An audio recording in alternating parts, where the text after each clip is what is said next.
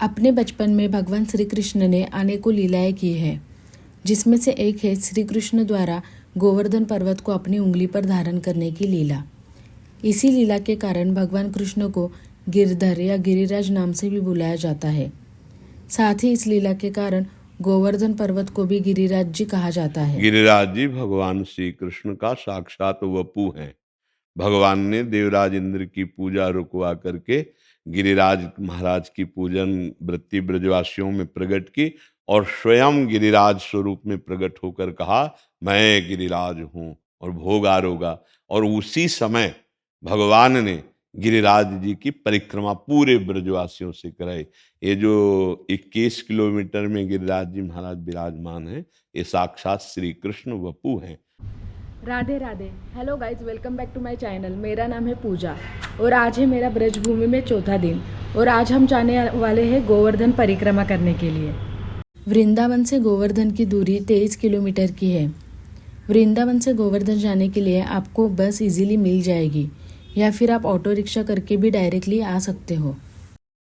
वृंदावन से आप जब निकलोगे और परिक्रमा मार्ग पे आओगे तो ऑटो वाला आपको राधा कुंड पे छोड़ेगा।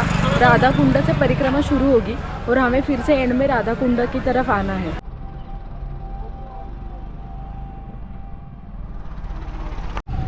परिक्रमा नंगे पैरों से करनी है और हमेशा दाहिनी तरफ से करनी है।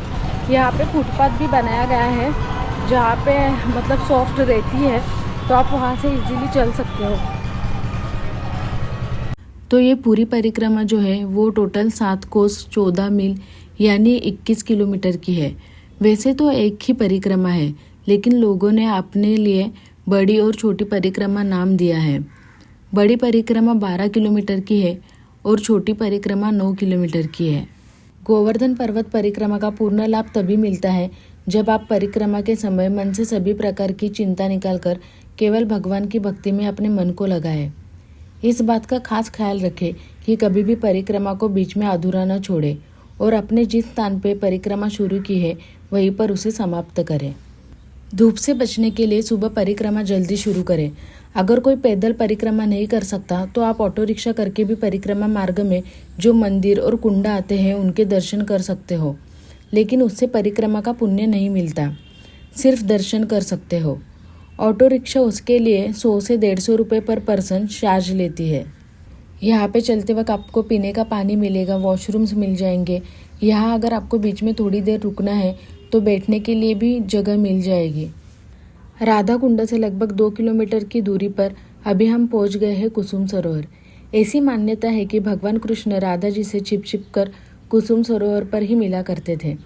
यहाँ पर संगमरवर की छतरियाँ और सुंदर नक्शीदार मंदिर भी है। फोटोग्राफी करने के लिए भी ये जगह काफ़ी सुंदर है। परिक्रमा करते वक्त सभी उम्र के बहुत से लोग दिखाई देते हैं। आप देख सकते हो कई लोग यहाँ पे दंडवत परिक्रमा लगाते हैं। यहाँ पे मैंने कुछ लोग ऐसे भी देखे हैं जो कि एक जगह 108 बार दंडवत करके परिक्रमा करते हैं, जिनकी परिक्रमा पूरी होने कई साल लग जाते हैं। कुसुम सरोवर से 1.5 किलोमीटर तक चलने के बाद मानसी गंगा का पड़ाव आता है। यहाँ भगवान श्री कृष्ण जी ने अपनी माता यशोदा के लिए गंगा मैया को प्रकट किया था, तो माँ गंगा यहाँ पे मानसी गंगा कहलाती है। यहाँ आप स्नान भी कर सकते हो।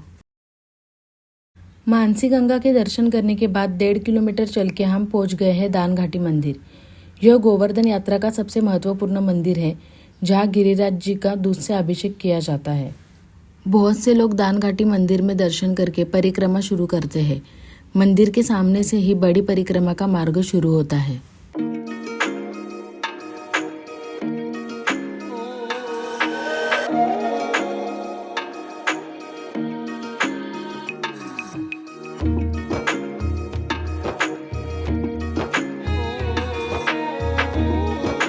दान घाटी से 2 किलोमीटर की दूरी पे अभी हम आए हैं संकर्षण कुंड। ये कुंड बलराम जी मतलब संकर्षण को समर्पित है, जो भगवान कृष्ण के बड़े भाई हैं। मान्यता है कि बलराम जी यहाँ स्नान किया करते थे। यहाँ आपको जगह जगह पे लिखा मिलेगा कि कितनी किलोमीटर परिक्रमा पूर्ण हुई है और कितनी बाकी है।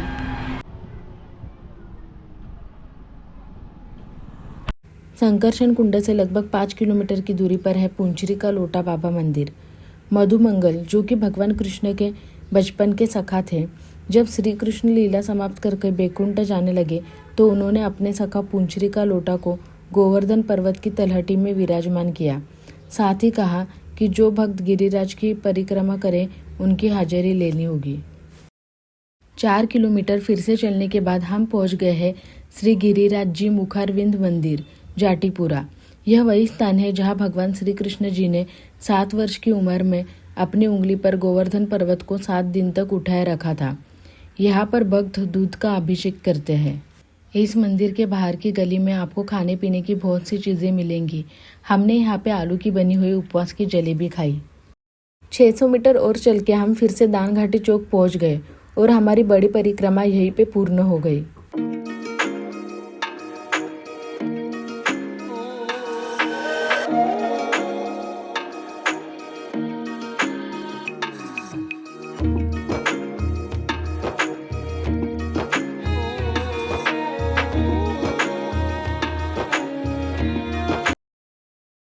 बड़ी परिक्रमा पूर्ण होने के बाद आपको सामने ही छोटी परिक्रमा का मार्ग दिखेगा, जो छोटी छोटी गलियों से होकर बाय रोड जाता है।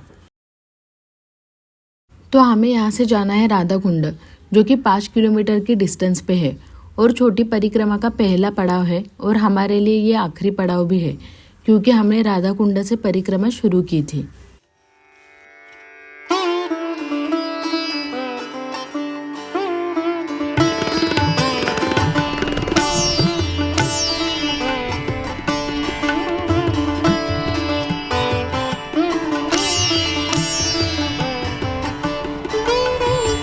शाम होने आई है, लेकिन आप देख सकते हैं बहुत से लोग अभी भी दंडवत परिक्रमा कर रहे हैं।